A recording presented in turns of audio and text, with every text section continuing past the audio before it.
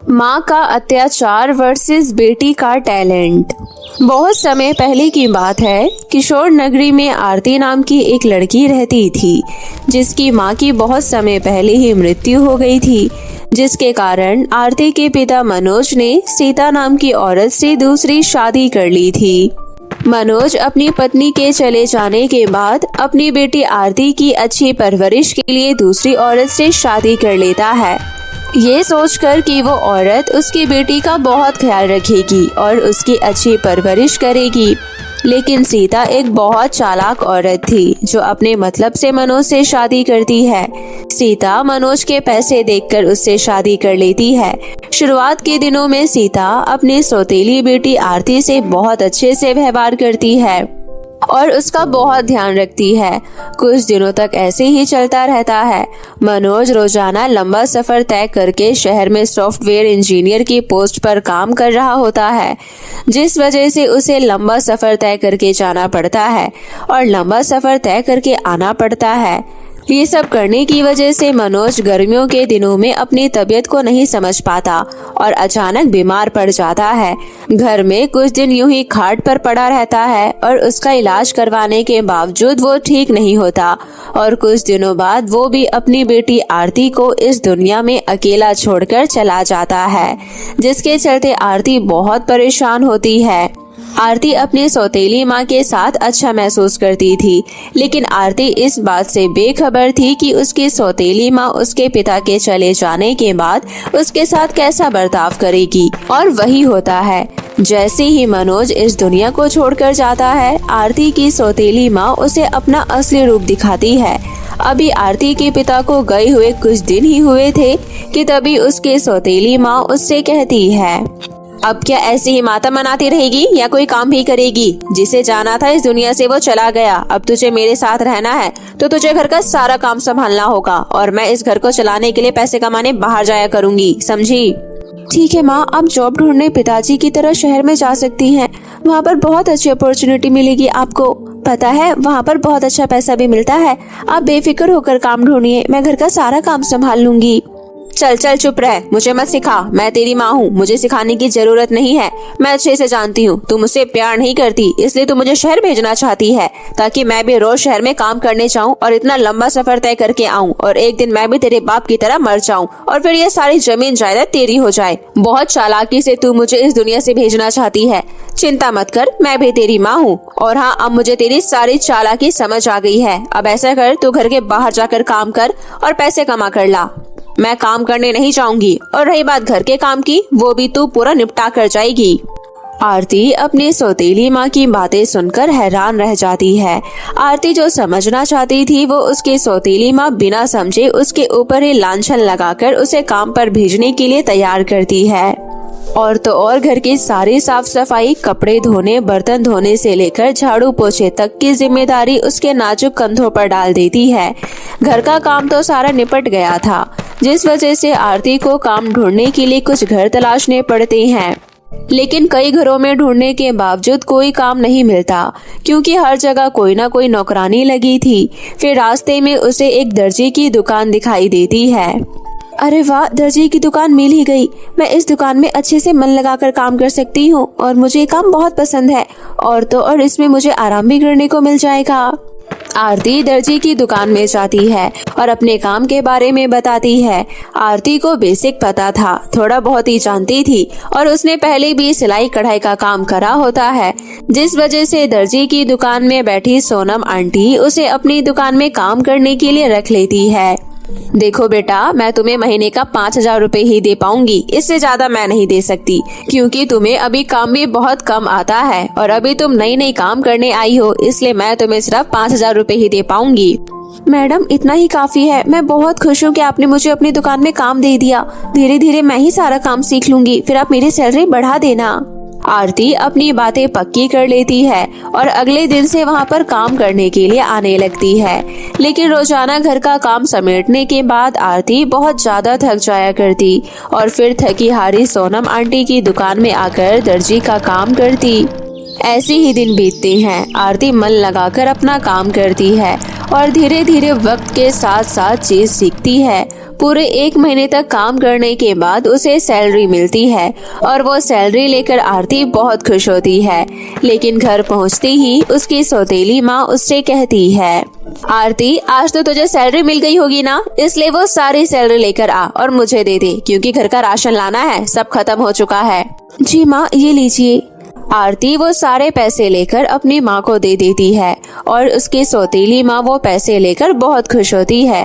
तभी आरती रसोई में अपने लिए खाना बनाने के लिए चली जाती है और उसकी सौतेली माँ उससे कहती है, मैं घर का राशन लेने बाहर जा रही हूँ और थोड़ी बहुत अपने लिए शॉपिंग भी करने जा रही हूँ, तो तू घर का ध्यान रखियो और खाना पीना आकर सो मत जाइयो, मेरे आने का इंतजार करियो। माँ, मैं खाना खा लेती हूँ और आपके साथ शॉपिंग करने चलती हूँ। मेरा बहुत मन है शॉपिंग करने का। मैंने बहुत समय से अपने लिए कोई कुर्ती तक नहीं खरीदी। तू घर में बैठ, तुझे कपड़े खरीदने की क्या जरूरत है? और रही बात कुर्ता खरीदने की, तो वो मैं तेरे लिए भी ले आऊंगी, चिंता मत कर, मैं भी तो तेरी माँ ही हूँ ना। आरती की माँ बहुत चालाक होती है, जिस वजह से उसे अपनी बातों में उलझाकर घर पर ही छोड़ जाती है। आरती का शॉपिंग करने का बहुत मन होता है, लेकिन वो घर में बैठी बैठी बहुत सारी बातें सोचती है और खाना खाती है कि तभी अचानक उसके पास एक मैडम की कॉल आती है। आरती मैडम, आपने दर्जी जी के यहाँ पर इतना सुंदर ड्रेस बनाया था, वो ड्रेस बहुत ज्यादा फेमस हो चुका है और उसके चर्चे शहर में चारों तरफ हो रहे हैं। क्या आप हमारी कंपनी में काम करना चाहती है? हमारे बॉस आपसे सारी यूनिक ड्रेस तैयार करवाना चाहते हैं। जी, मुझे याद है। घर बैठी बोर हो रही आरती के पास जैसे ही मैडम का फोन आता है, आरती मैडम की सारी बातें सुनकर बहुत खुश हो जाती है और आरती मन ही मन सोनम आंटी का धन्यवाद करती है, जिन्होंने आरती का नाम बताया होता है। सोनम आंटी की दुकान में तैयार किया हुआ ड्रेस बहुत फेमस होता है और जैसे ही ये बात आरती को पता चलती है, वो बहुत खुश होती है और जिस कंपनी से फोन आया होता है, उस कंपनी में आरती पहुंच जाती है। मैडम, आपके यहाँ से मुझे फोन आया था। मैं बहुत सुंदर सुंदर ड्रेस बनाती हूँ और शायद मेरा एक ड्रेस फेमस हो गया, इसके चर्चे शहर तक है, इसलिए मैं आपके फोन कॉल पर यहाँ आई हूँ। हमारे पास एक बहुत अच्छा ऑफर है आपके लिए। उससे पहले हमारे बॉस ने आपसे डायरेक्ट बात करनी है। आरती बॉस के रूम में जाती है। आरती, तुम बहुत अच्छा काम करती हो और मेरी कंपनी में मैं अभी बहुत अच्छी ग्रोथ चाहता हूँ। क्या तुम मेरी कंपनी में काम करोगी? तुम्हें रहने के लिए शहर में बहुत अच्छा फ्लैट मिलेगा और तुम्हें किसी बात की कोई चिंता करने की जरूरत नहीं है। हम तुम्हारा सारा खर्चा उठाएंगे। मेरे लिए ऐसी अच्छी बात क्या होगी? मेरा टैलेंट इतना काम आ जाएगा, मुझे नहीं पता था। और तो और अब मेरा इस दुनिया में कोई भी नहीं रहा। मेरी सौतेली माँ मुझे अच्छे से बात नहीं करती और न ही मुझे अच्छे से रखती है, इसलिए मैं उनसे दूर ही रहना चाहती हूँ। और मेरे पिताजी इस दुनिया से मुझे बहुत पहले छोड़कर चले गए और मेरी माँ तो पिताजी से पहले ही चली गई थी, इसलिए अब मैं आपकी कंपनी को एक अच्छी ग्रोथ दे पाऊंगी। इतना अच्छा ऑफर मिलने के बाद आरती अपने घर वापस नहीं लौटती और वहीं पर रुक जाती है। उसकी सौतेली माँ उसे बहुत ढूंढती है, लेकिन आरती का कोई पता नहीं चलता और आरती उस कंपनी में मन लगाकर काम करती है। धीरे धीरे उस कंपनी की बहुत अच्छी ग्रोथ होती है और एक दिन टीवी पर एडवर्टाइजमेंट में आरती की सौतेली माँ आरती को देखती है और पता चलता है कि आरती एक बहुत अच्छी कंपनी में काम कर रही है और वो बहुत अच्छा पैसा कमाती है। ये सब देखकर उसकी सौतेली माँ को उसकी गलती का एहसास होता है, लेकिन अब बहुत देर हो चुकी होती है और अब आरती अपनी जिंदगी में आगे बढ़ जाती है। थैंक गॉड, मेरी दर्जी मैडम सोनम ने मुझे इतनी अच्छी अपॉर्चुनिटी दी, वरना आज मैं उसी घर में होती जहाँ मेरी कोई वैल्यू नहीं थी और मेरी सौतेली माँ मुझे बहुत मारती पीटती और मुझे बहुत सारा काम करवाती। लेकिन भगवान का शुक्रिया कि उन्होंने आज मुझे इतनी अच्छी जगह बिठा दिया। मुझे किसी बात की कोई चिंता करने की जरूरत नहीं है। आज मेरे माता पिता भी मुझसे बहुत खुश होते अगर वो मेरे साथ इस दुनिया में होते। आरती अपनी मेहनत की वजह से इतनी आगे बढ़ जाती है और उसे इतना अच्छा ऑफर मिलता है और वक्त के साथ साथ आरती अपने आप को शहर में ही सेटल कर लेती है और अपनी जिंदगी हंसी खुशी जीने लगती है। अब आरती के पास किसी बात की कोई कमी नहीं होती। आरती अपनी जिंदगी में बहुत खुश होती है। उसे वो हर चीज मिलती है जो उसे अपनी जिंदगी में चाहिए होती है। जयपुर के एक छोटे से गांव झुंझुनू में दिव्या नाम की एक काली लड़की रहा करती थी। दिव्या के माता पिता बहुत गरीब थे। दिव्या की माँ सिलाई का काम जानती थी और साथ ही दिव्या को भी अपना काम सिखाया करती थी। वो लोग सिलाई का काम करके ही अपना घर का खर्चा चलाया करते थे। साथ ही साथ दिव्या की माँ कुछ घरों में भी काम किया करती थी। वहीं दूसरी तरफ उसके पिता एक स्कूल के प्लेग्राउंड की देखरेख किया करते थे। दिव्या का पक्का रंग दिव्या की खूबसूरती को छुपाता था, जैसे चंदा को ग्रहण लग जाए, बिल्कुल इस तरह। ऐसे ही एक दिन की बात है जब दिव्या की माँ को बहुत अच्छा ऑर्डर मिलता है। गांव की अच्छी फैमिली की बेटी की शादी होती है। तब उस लड़की की माँ सुनैना दिव्या की दुकान पर आती है और कहती है, 1 महीने बाद मेरी बेटी की शादी है और मैं अपनी बेटी की शादी की तैयारियों में लगी हुई हूँ। लेकिन मेरी बेटी ने लहंगा पहले ही खरीद लिया है, इसलिए तुम उसके लहंगे को अच्छे से सिल देना और अपनी अच्छी सी डिजाइन से उसको 4 चांद लगा देना। अरे वाह, आपकी बेटी की शादी हो रही है, वो तो मेरी दोस्त है। देख ले बेटा, मैं तो तुझे भी कहती हूँ कि जल्द से जल्द तू ब्याह कर ले, ताकि तू भी अपने घर चली जाए। समय से लड़की अपने घर पहुँच जाए, वही ठीक रहता है। हाँ, तुम ठीक कह रही हो दिव्या की मम्मी। एक तो दिव्या का पक्का रंग उसकी खूबसूरती पर ग्रहण लगाता है और साथ ही ऐसी लड़कियों के लिए रिश्ते भी बहुत कम आते हैं। तुम अभी से ढूंढना शुरू करो, तब जाकर दिव्या के लिए कोई अच्छा लड़का मिल पाएगा। पता नहीं वो दिन कब आएगा जब मेरी बेटी के भी हाथ पीले होंगे। दिव्या की माँ इमोशनल हो जाती है और दिव्या के बारे में सोचकर रोने लगती है कि तभी दिव्या अपनी माँ से कहती है, माँ तू चिंता क्यों करती है? सबकी लड़कियों की शादी होती है तो मेरी भी हो जाएगी, लेकिन तेरे ऐसे इमोशनल हो जाने से मेरा दिल बहल जाता है। तो अपने दिल में ठंडक रख, सब कुछ अच्छा होगा। भगवान ने मेरा काला रंग दिया है तो मेरे साथ का लड़का भी तो इस धरती पर दिया होगा ना। बेटा, तुझे नहीं पता शादी के कितने चोचले होते हैं। अपना लड़का काला भी चल जाता है, लेकिन दूसरों की लड़की सबको साफ चाहिए होती है। तुझे नहीं पता इस समाज में क्या नजरिया बना रखा है। तुझे इस समाज की सच्चाई का पता ही तो नहीं है। मेरी बच्ची, तू अभी बहुत मासूम है। दिव्या की माँ दिव्या से कुछ बातें करती है और फिर दिव्या और दिव्या की माँ वापस अपने काम पर लग जाती हैं और दिव्या भी बटन लगाने का काम कर रही होती है। ऐसे ही कुछ दिन बीत जाते हैं और सुनैना की लड़की का लहंगा तैयार हो जाता है। कुछ दिन बाद सुनैना अपनी बेटी का लहंगा लेने दुकान पर आ जाती है और उधर कमरे में दिव्या वो लहंगा इतना सुंदर देखकर खुद पहनती है और शीशे में अपने आप को देख रही होती है। तभी सुनैना की नजर उस पर पड़ जाती है और अपनी बेटी का शगुन का लहंगा उस दिव्या को पहने देख गुस्से से चिल्ला कर कहती है, अरे दिव्या, तूने मेरी बेटी का लहंगा पहनकर इसे अपशगुन कर दिया है। तू तो पहले ही काली कलूटी बैंगन लूटी है और तूने मेरी बच्ची का लहंगा पहनकर बहुत गलत किया है। अब जा और मेरी बेटी का लहंगा उतार कर दे।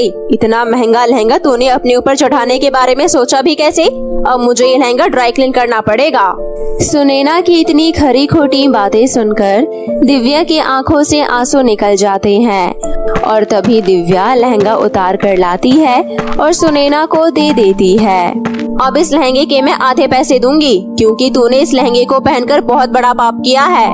दिव्या अपनी माँ की तरफ देखकर जोर जोर से रो रही होती है। माँ, आपने देखा पैसों का रोब लोग कैसे दिखाते हैं। अगर आज हम पैसे वाले होते तो हमें ये दिन ना देखना पड़ता। और ऊपर से मेरा ये पक्का रंग, हर कोई मेरे इस रंग रूप का मजाक उड़ाता है। मैं क्या करूं, कहाँ जाऊं? क्या मुझे इस रंग के साथ जीने का अधिकार नहीं है? मेरा पक्का रंग मेरी जिंदगी की हर खुशियों के मोड़ पर बाधा बनकर खड़ा हो जाता है। माँ, मैंने ऐसा कौन सा पाप किया जिसकी वजह से मुझे ये सब सहना पड़ता है? बेटा, ये दुनिया हर चीज के लिए अड़ंगे डालती है, तो क्या हम हर चीज छोड़ दे? इस दुनिया में कोई भी किसी भी चीज से खुश नहीं है।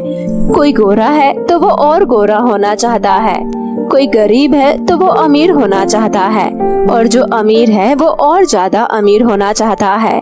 इस माहौल में तुझे अपने आप को ढालना होगा और लोगों की इन बुरी भली बातों को सहन भी करना होगा और उनका जवाब भी देना होगा।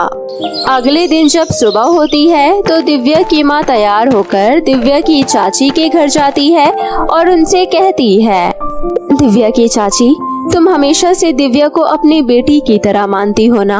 आज मेरी बेटी अपने पक्के रंग की वजह से बहुत रोई है। क्या तुम उसके लिए कुछ कर सकती हो? चाहे तो कोई अच्छा लड़का ढूंढकर बताओ, हम दिव्या की शादी करना चाहते हैं। दिव्या के पिता स्कूल के कामों में व्यस्त रहते हैं क्योंकि वहाँ पर अभी कुछ खेल कूद के मैच चल रहे हैं, इसलिए मैं तुम्हारे घर पर अकेली आई हूँ। देखो दीदी, मेरे पास बहुत अच्छे अच्छे लड़के हैं, लेकिन हर कोई दिव्या के पक्के रंग की वजह से मना भी कर सकता है। लेकिन फिर भी मैं आपको कुछ अच्छे लड़कों को बताती हूँ और कुछ 1-2 दिन में आपको दिखाती भी हूँ। दिव्या की चाची कुछ दिन इधर उधर लड़का ढूंढकर दिव्या के लिए बात करती है और एक लड़का की माँ, जिसे रंग रूप से कोई मतलब नहीं होता, वो दिव्या को देखने दिव्या के घर आते हैं और दिव्या की माँ घर में सारी चीजों की तैयारी करके रखती है। दिव्या बेटी, तू तैयार रहना। लड़का तुझसे जो भी पूछे सही सही जवाब बताना और तुझे मेकअप करने की कोई जरूरत नहीं है। लड़का अगर तुझे पसंद करेगा तो वो तुझे इस रंग में भी पसंद कर लेगा। ठीक है माँ, आपका सपोर्ट मेरे लिए काफी है। सभी बैठते हैं और दिव्या को चाय लाने के लिए कहते हैं। दिव्या सभी को चाय देती है और सबके सामने बैठ जाती है। लड़का दिव्या का रंग देखकर कहता है, दिव्या, तुम्हारा रंग तो बहुत पक्का है। मैंने जो फोटो देखी थी उसमें तो फिर भी तुम ठीक लग रही थी, लेकिन तुम्हारा कलर तो बहुत ज्यादा पक्का है। बेटा, काला गोरा कुछ नहीं होता, हम सब भगवान के भेजे हुए हैं और ये सब भेदभाव तो हमें इस धरती पर आने के बाद पता चला है। लेकिन इंसान दिल से अच्छा होना चाहिए और मुझे पता है कि दिव्या बहुत अच्छी है। मैं इस रिश्ते के लिए तैयार हूँ। नहीं माँ, लेकिन मैं तो तैयार नहीं हूँ ना। बेटा, इंसान रंग रूप से नहीं बल्कि उसके कर्मों से और उसके दिल से पहचाना जाता है। तुम्हें पता है कि मैं तुम्हारे लिए कितनी भी अच्छी लड़की ढूंढ लूं या तुम अपने लिए कितनी भी अच्छी लड़की ढूंढ लो, वो दिव्या के जैसी अच्छी नहीं होगी। दिव्या का दिल बहुत अच्छा है बेटा। बेटा, तुम्हें अभी दुनियादारी का नहीं पता। क्या पता तुम्हारे नसीब में बहुत सुंदर लड़की भी आए, लेकिन वो तुम्हें 4 रोटी तक ना खिलाए और तुम्हारी माँ को भी परेशान रखे। मुझे पता है मेरी बेटी कितनी अच्छी है और मैं अपनी बेटी की गारंटी दे सकती हूँ कि वो तुम सबको बहुत खुश रखेगी। साथ ही साथ दिव्या को बुटीक का भी सारा काम आता है। तुम चाहो तो दिव्या के लिए एक बुटीक की दुकान भी घर में डाल सकते हो और वो तुम्हारे हर काम में तुम्हें सपोर्ट भी करेगी और साथ ही साथ अपनी बुटीक की दुकान भी चलाएगी। लड़के की माँ और लड़की की माँ दोनों ही इस बात के लिए तैयार हो जाते हैं और साथ में दिव्या भी, लेकिन लड़का शादी से मना कर देता है। माँ, मैं इस लड़की से क्यों शादी करूँ जब मेरे लिए बाहर लड़कियों की लाइन लगी है, और फिर मैं इसे शादी कर भी लूँ तो मेरी एक शर्त है, मुझे 4 चक्के की गाड़ी चाहिए। लड़के की बात सुनकर दिव्या की माँ बहुत सोच समझकर जवाब देती है, बेटा, मुझे तुम्हारी सारी शर्तें मंजूर है। तुम जैसा चाहो वैसा बताओ, मैं तुम्हें 4 चक्के की गाड़ी देने के लिए तैयार हूँ। लड़के वाले अपने घर की तरफ चले जाते हैं और वहीं दिव्या अपनी माँ से कहती है, माँ, आप तो मुझे समझा रही थी कि जो लड़का मुझे चाहता होगा वो मुझे एक बार में हाँ कर देगा, उसके लिए मेरा रंग रूप मायने नहीं रखेगा। लेकिन आपने तो उस लड़के को 4 चक्के की गाड़ी देने के लिए हाँ कर दिया। अब ये 4 चक्के की गाड़ी आप कैसे लाओगी? बेटा, तेरे पापा और मैं मिलकर भी अपनी सारी सैलरी भी रखेंगे तो भी हम 4 चक्के की गाड़ी नहीं ले सकते। लेकिन मैंने 4 चक्के की गाड़ी के लिए इसलिए हाँ कर दिया क्योंकि ये घर हम गिरवी रख देंगे और हम तेरी शादी बहुत धूमधाम से करेंगे ताकि तुझे एक अच्छा घर मिल सके। और तेरी सास तो इतनी अच्छी है, तो अपनी सास से बना कर रखना, तेरे घर में कोई भी दिक्कत नहीं आएगी। नहीं माँ, ऐसी शादी किस खुशी की जिसमें हम अपना घर गिरवी रख दे। दिव्या की माँ दिव्या की एक नहीं सुनती। वो सुनार के पास अपने घर के पेपर लेकर चली जाती है और सुनार से कहती है, भाई साहब, आप मुझे इस घर के हिसाब से क्या पैसे दे सकते हो? मुझे अपनी बेटी की शादी करनी है और मुझे 8 लाख रुपए की जरूरत है। तुम्हारा गांव में घर है, शहर में नहीं। जो भी तुम्हारी झोपड़ी है उसके 8 लाख रुपए तो दूर, मैं तुम्हें 1 रुपया भी नहीं दे सकता, क्योंकि तुम जैसे लोगों का कोई भरोसा नहीं कि कब पैसे लेकर रफा दफा हो जाओ। भाई साहब, आप अगर पैसे दे सकते हो तो मुझे बता दो, वरना मैं अपने पेपर लेकर जा रही हूँ। सोनार दिव्या की माँ को भेज देता है क्योंकि उसकी जमीन के भाव बहुत कम थे और दिव्या की माँ 8 लाख रुपए की बातें कर रही थी, जबकि दिव्या की माँ खुद जानती थी कि उसे जरा सी झोपड़ी के 8 लाख रुपए किसी भी कीमत पर नहीं मिलने वाले। लेकिन दिव्या की माँ अपनी आशा के साथ जगह जगह जाती है और सभी से एक एक करके पूछती है। कभी नेता के पास जाती है तो कभी ठेकेदार के पास, कभी स्कूल के प्रिंसिपल के पास जाती है तो कभी ठकुराइन के पास। बहुत जगह ढूंढने के बाद भी उसको अपने हिसाब से पैसे नहीं मिलते और इसी तरह से वक्त गुजर जाता है और शादी का दिन नजदीक आ जाता है। हे भगवान, मैंने अभी तक अपनी बच्ची की शादी के लिए कुछ भी इंतजाम नहीं किया। ये शादी मैं करवा पाऊंगी भी या नहीं? मेरी बेटी की किस्मत में मैं दुख नहीं देना चाहती। अगर ये रिश्ता कैंसिल हो गया तो आने वाले सभी रिश्ते भी कैंसिल हो जाएंगे। हे भगवान, मुझे कैसे भी करके कुछ पैसे दे दो, मैं आपकी बहुत शुक्रगुजार रहूंगी। दिव्या की माँ बैठकर पूरी रात भर यही सब बातें सोच रही होती है। तभी दिव्या की माँ के सामने जादुई परी आती है और वो कहती है, मैं जानती हूँ कि तुम बहुत बड़े दुख में हो, लेकिन चिंता मत करो, तुम्हारी बेटी की शादी भी होगी और तुम उस लड़के को दहेज में 4 पहिए की गाड़ी भी दोगी। ये लो, ये मेरा जादुई ताज। इस ताज को तुम अपने सर पर रखकर जो भी कहोगी ये तुम्हारी हर इच्छा को पूरी करेगा और तुम जो चाहे इससे मांग सकती हो। क्या सच में ऐसा होता है?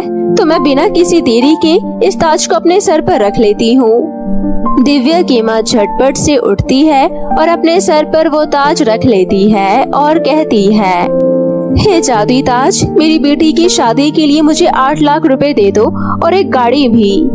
दिव्या की माँ जैसे ही ये सब कहती है, सारा सामान दिव्या की माँ के सामने प्रकट हो जाता है और ये सब देखकर दिव्या की माँ बहुत खुश होती है। वहीं पास में खड़ी परी दिव्या की माँ से कहती है, मैं जादुई परी हूँ, मैं अच्छे लोगों की मदद करती हूँ और तुम लोग बहुत अच्छे हो। तुम्हारा दिल बहुत साफ है, इसलिए मैं तुम्हारी मदद करने इस पृथ्वीलोक पर आई हूँ।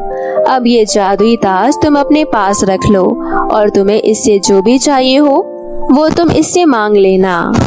दिव्या की माँ परी का धन्यवाद करती है और थोड़ी देर बाद परी वहाँ से चली जाती है। दिव्या की माँ बहुत खुश होती है और रातों रात अपने मन की बहुत सारी चीजें उस जादुई ताज से मांग लेती है। हे जादुई ताज, मुझे मेरी बेटी के लिए एक सुंदर सा लहंगा दे दो, साथ ही साथ उसका काला रंग गोरे रंग में बदल दो और आप मेरे लिए और मेरे पति के लिए अच्छे अच्छे कपड़े दे दो और हाँ, इस गरीब की झोपड़ी को एक अच्छे घर में बदल दो। दिव्या की माँ के कहते ही और पूरा घर बदल जाता है। उसमें जरूरत की सारी चीजें रखी होती है, साथ ही साथ सभी के अच्छे अच्छे कपड़े रखे होते हैं और दिव्या का एक सुंदर सा लहंगा और साथ में ढेर सारे सूट साड़ी। अब शादी का दिन आ जाता है और दिव्या के घर पर बारात आ जाती है। लड़की की माँ दिव्या का घर इतना बड़ा देखकर बहुत खुश होती है, लेकिन हैरान भी होती है। साथ ही साथ लड़का दिव्या को जैसे ही देखता है, दिव्या पहले से बहुत सुंदर दिखने लगती है और दिव्या का लहंगा उस पर 4 चांद लगा रहा था। सभी बहुत खुश थे और सारी तैयारियों को देखकर लड़का और लड़की की माँ मन ही मन बहुत खुश होती हैं। तभी लड़की की माँ लड़के से कहती है, बेटा, दिव्या की किस्मत में तुम ही लिखे थे, इसलिए आज दिव्या के पास जो भी है वो तुम्हारा भी है। लड़का सब कुछ देखकर बहुत खुश होता है और शादी के मंडप पर दोनों की शादी हो जाती है और तारों की छांव में दिव्या की विदाई हो जाती है और दिव्या अपने घर पहुंच जाती है, जहां जाकर दिव्या को बहुत अच्छा घर मिलता है। अब दिव्या के गोरे रंग से दिव्या का पति भी दिव्या से बहुत प्यार करता है। यहाँ दूसरी तरफ दिव्या के घर में अब किसी बात की कोई कमी नहीं होती। दिव्या के माता पिता अब घर में आराम से चैन और सुकून की जिंदगी जीते हैं और वो भी खुशी खुशी अपना जीवन व्यतीत करती। तो मेरे प्यारे दोस्तों, कैसी लगी आपको मेरी ये कहानी, हमें कमेंट करके ज़रूर बताइएगा। और यदि कहानी अच्छी लगी हो तो इसे अपने दोस्तों के साथ शेयर करना ना भूलिएगा। तो फिर मिलती हूँ आपसे ऐसी ही किसी नई इंटरेस्टिंग कहानी के साथ। तब तक के लिए बाय बाय।